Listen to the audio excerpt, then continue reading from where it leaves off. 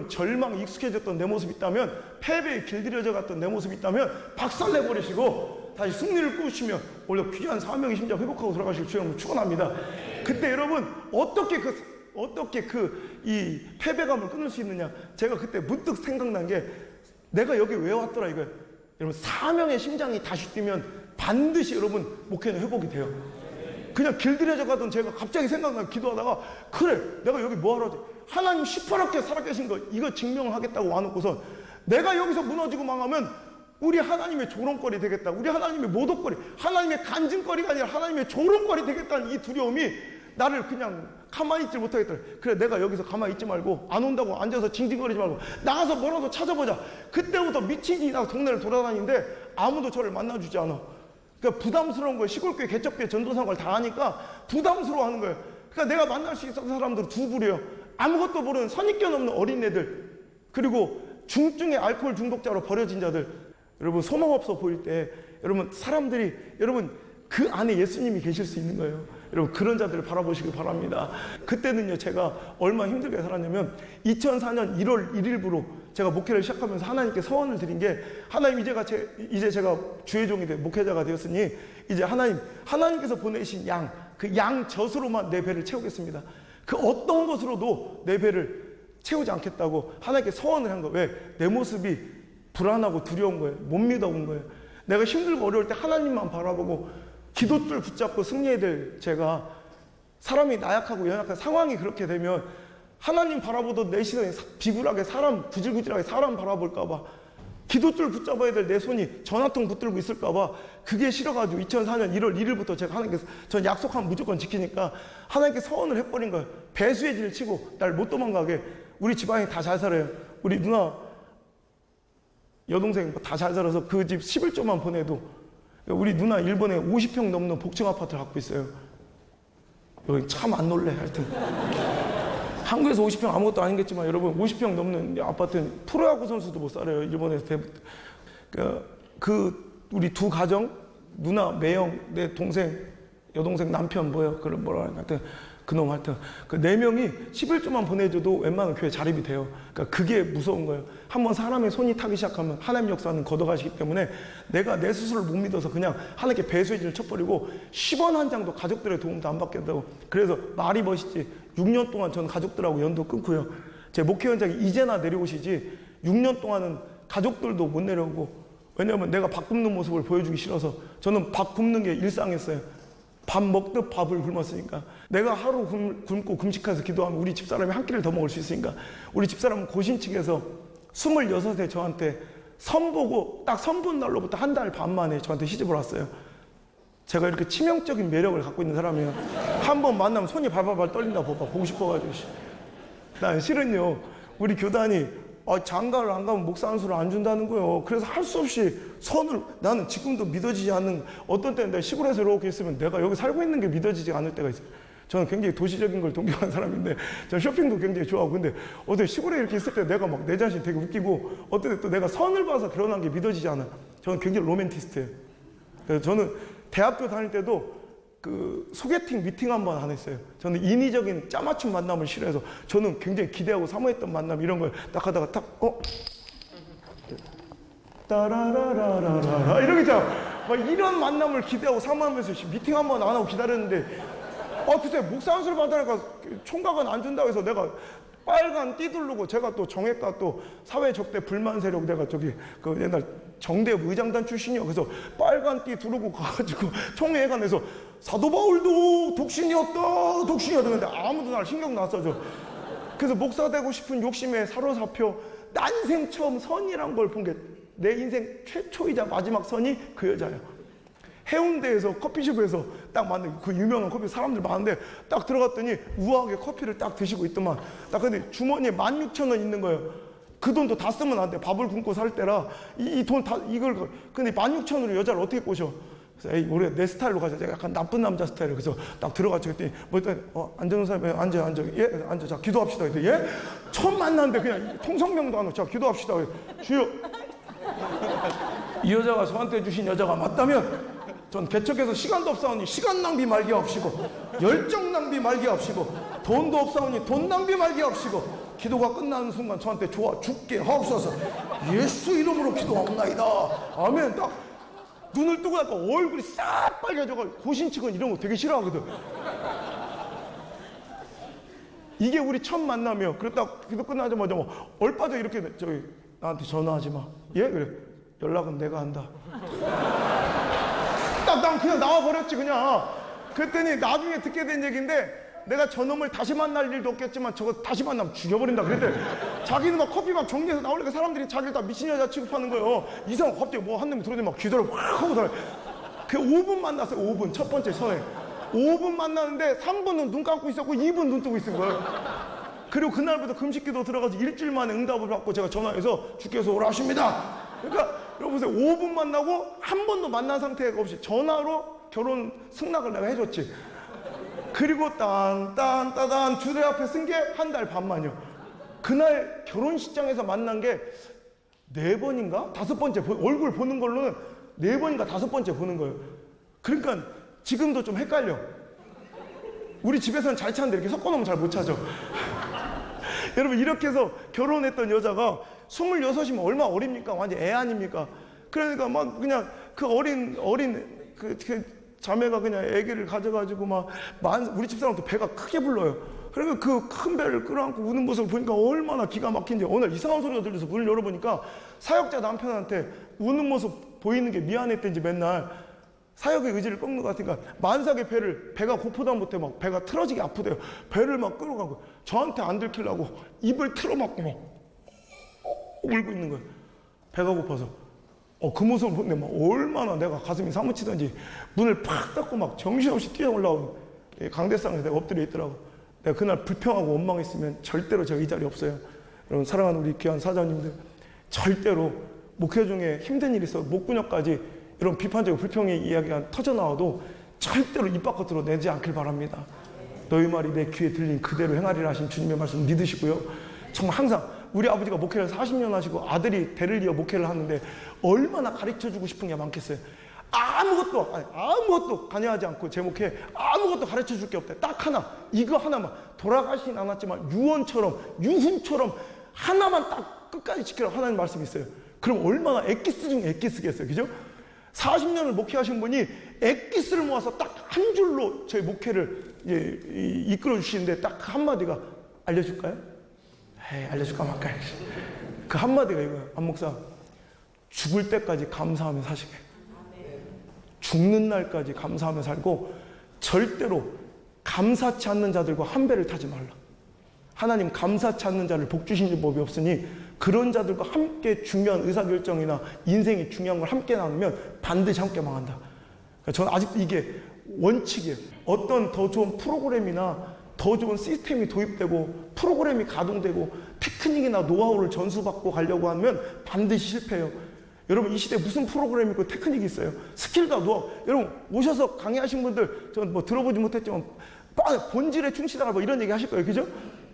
열정이 중요하다 이런 얘기 하실 거예요. 여러분 이거예요. 절대 여러분 성령의 은사 역사를 통해 내 열정과 하나님의 역사가 이루어져서 성령의 불을 받아 여러분 역사가 일어나지, 여러분 프로그램과 테크닉이 중요한 게 아니라는 거예요. 그날 내가 성령의 불을 받고 한 번도 경험해보지 못했던 엄청난 고통과 통증이 심장을 막 갈기갈기 찢는데 이건 뭐 일전에 경험해본 그런 고통이 아닌 거예요. 이건 뭐 내가 인간의 언어로는 표현할 수 없는 엄청난 고통과 통증이 막 느껴지는데 내가 그 자리에서 쓰러졌어요. 정신 차리고 보니까 여기 이 바닥에 눈물이 흥건해. 그냥 하는 말이 아니라 진짜 눈물 콧물이 여기 흥건해. 뭐 숨이 막 멎을 것 같고 꼴깍꼴깍 넘어가. 하나님 내가 죽겠습니다. 나 좀 살려달라고. 그때 하나님께서 가슴에 들리는 쩌렁쩌렁한 음성으로 저에게 말씀하신 거예요. 아프냐? 이 하나님 내가 죽겠습니다. 이 통증 좀 멈추게 해달라고. 그때 하나님께서 저에게 이렇게 말씀하시대요. 그게 바로 내 마음이다. 그게 바로 자식을 잃어버린 애비의 마음이고 그 마음이 바로 내 마음인데 너는 그런 마음이 없다 하시며 저한테 너 목회 실패다 이놈아. 얼마나 충격을 받았는지, 얼마나 제가 그때 놀랐는지. 저는 목회 열심히 해서 제 목회 현장에서 하나님 기뻐하시고 춤추신 줄 알았어요. 열심히 해서 시골 마을에서 그 젊은 놈이 와서 개척한 것도 대단하다고 박수 받았는데 6년 만에 3번이나 건축하고 120명 모이면, 여기서는 120명 아무것도 아닌 거지만 그 시골에서는 대단한 거거든요. 우리 김문호 목사님 저한테 이건 기적이 아니라 전설일세, 전설. 진짜 전설이라고 불렸던 그런 교회인데, 전 이게 하나님이 기쁨일 줄 알았는데 하나님의 전혀 기쁨되지 못하는, 하나님은 지금 자식을 잃어버린 분이라는 거예요. 물론 내가 누가복음 15장을 통해서 잃어버린 탕자를 기다리는 아버지의 마음이 하나님의 심정이라 말씀해 주셨으니까 나는 지식으로는 알아요. 신학적으로는, 교리적으로는 알아. 근데 그날 곰곰이 생각해보니까 내가 목숨 걸고 미치듯이 내 몸을 다 살아드리고 빠드리며 목회한다고 열심은 냈지만 그 안에 이 하나님의 이 심정을 품고, 진짜 내가 솔직히 그날 내 자신에게 물어보니, 내가 내 자식 새끼 잃어버린 그 마음으로, 내 자식 새끼 죽어가는 걸 바라보는 그 마음으로 목회해본 날이 있나 곰곰이 점검하니까 하루도 없더라고, 하루도. 그날 제가 엉엉 울면서, 그날 평소에 즐겁게 찬송하며 부르던 그때 찬송가 하나가 제 마음을 막 찢어놓는데, 그 찬송이 뭐냐면 옛날에 신나게 불렀던 찬송인데, 그 찬송이 예수님 기뻐 노래하시네, 열방이 주께 돌아올 때, 하나님 기뻐 춤추시네, 잃어버린 영혼 돌아올 때, 예수 이름이 온 땅에 선포되네, 하나님의 나라. 얼마나 즐겁고 멜로디가 경쾌하고 리드미컬합니까? 그러니까 우린 즐겁게 박수치며 부르는 찬양 아닙니까? 근데 이 찬양이 그날 누가 가르쳐준 것도 아닌데 이 찬양이 갑자기 생각나면서 성령님이 이 찬양 안에 자식 잃어버린 아버지의 심정이 담겨있다는 걸 알려주시는 거예요. 하나님 기뻐 춤추시네. 언제? 잃어버린 영혼이, 잃어버린 그 자녀와 열방이 돌아와야 우리 하나님은 춤추실 줄 믿습니다. 여러분, 이거 상식 아닙니까? 자식을 잃어버린 아버지 엄마가 뭘 해다 주면 춤추겠습니까? 자식을 잃어버려서 애타하시는 아버지가 뭘 갖다 주면 춤추겠습니까? 자식을 잃어버리지 않은 엄마는 개똥만 타도 춤추고요. 자식 잃어버리지 않은 아버지는 승진만 해도 춤출 수 있지만, 자식 잃어버린 부모라면 그 자식 찾아 가슴품에 안기지 않고는 절대로 춤출 수 없음을 믿으시길 바랍니다. 그분이 우리 하나님 아버지예요. 난 내 자식 새끼 잃어버렸다는 상상만으로도 눈물이 나는데, 내 자식 새끼 혹시 잃어버렸다는 그 마음과 상상만으로도 가슴이 미어질 것 같은데, 우리 하나님은 지금 여기가 현실인 거예요, 현실. 여러분의 목회 현장 주변에서 죽어가고 있는 그 아들, 딸들 그 영혼을 바라보시며, 하나님은 여러분의 예배 현장과 목회 현장에 찾아와 가슴을 뜨며 피 흐름으로 여러분에게 소원하시는 거예요. 내 새끼가 죽어간다, 내 새끼 좀 살려달라 하실 때, 여러분, 우리가 신앙의 이름으로 목회라고 생각하며 열정 있게 외쳐대고 여러분 개거 품으면서 해내는 그 수많은 일 가운데, 과연 하나님도 그만큼 열정을 가지고 관심 갖는 일이 100개 중에 3개나 될까요? 허접하고 본질 아닌 지엽적인 것들에 우리가 목숨 걸 때, 우리 하나님 우리한테 와서 가슴을 뜯으며 아파하시는 거예요. 내 새끼 좀 살려달라고, 내 자식이 죽어간다고, 내가 언제 그런 거 해달라니, 내 새끼 좀 찾아라. 그 마음을 제가 느끼는 순간, 그래, 전도는 하나님 아버지의 피 맺힌 소원이었구나. 전도는 어떤 목회자의 목표를 이루는 목적이나 목표나 행위나 수단이 될 수 없어요. 어떤 행사가 될 수가 없어요.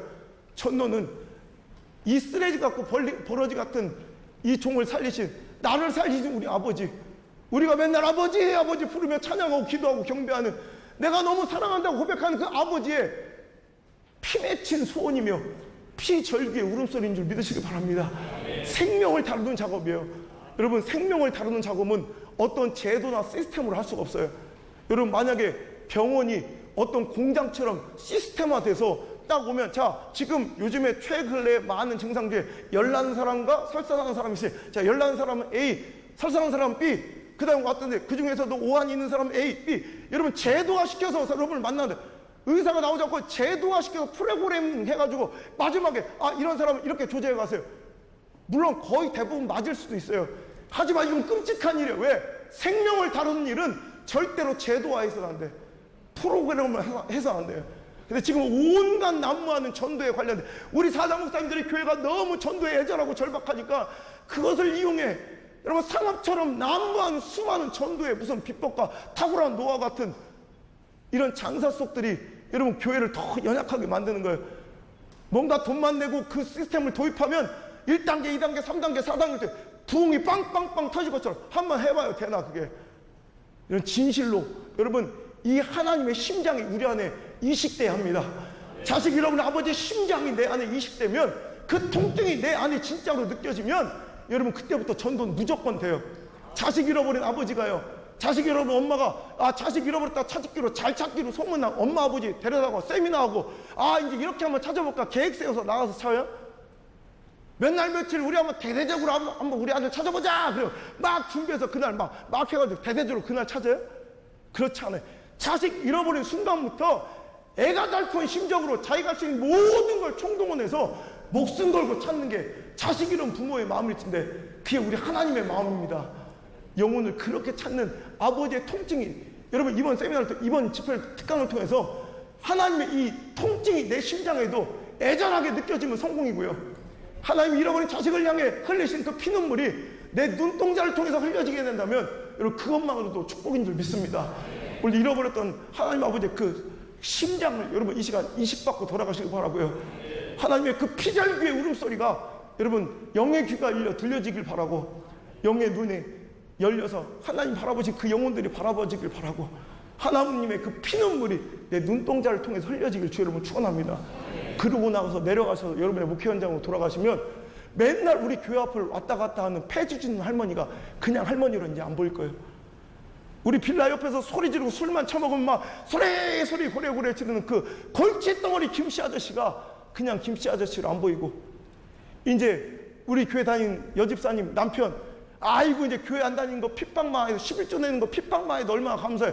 이제 포기해버리고 손 놔버려도 그 사람이 그냥 보이지 않고 하나님 잃어버린 아들로 보이는 축복이 있길 바랍니다.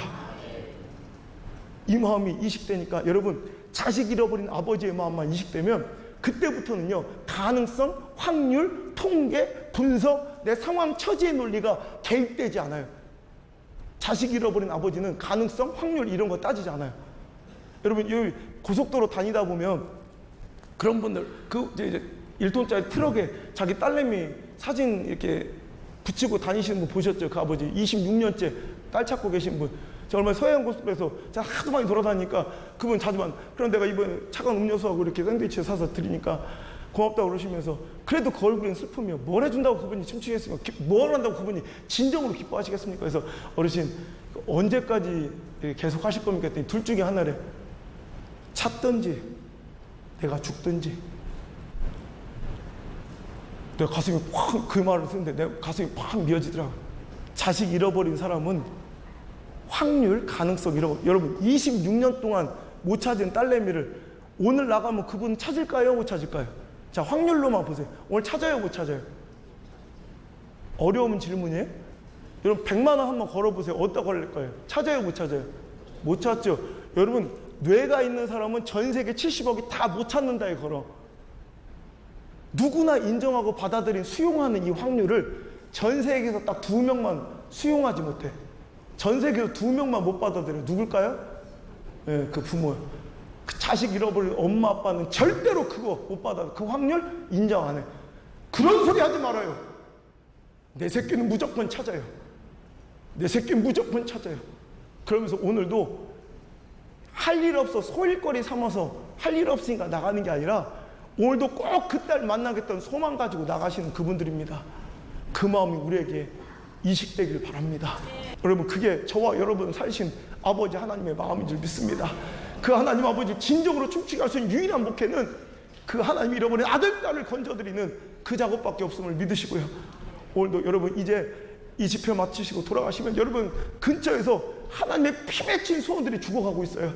그 영혼들 이번 주부터 한 영혼씩 건지는 그런 거룩한 역사가 일어날 주 여러분 축원합니다. 이 마음 이식되면 전도가 안 해봤거든요. 힘들죠. 근데 이 마음으로 한번 해보세요. 달라질 테니까. 여러분 오늘 하나님께서 기대하시는 건 이거예요. 오늘 하나님의 심장 품고, 여러분 누가 내 새끼를 잃어버렸는데 우리 교인들이 막 열심히 찾아줘. 그 얼마나 고맙겠어.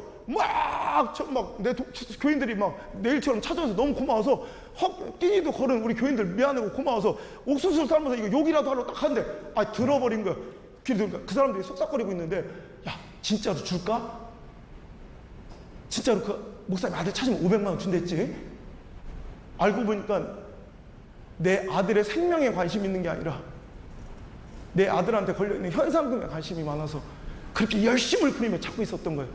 여러분 물론 아들 찾으면 500이 아니라 5천만이라도 주지. 근데 내 마음은 섭섭할 것 같아.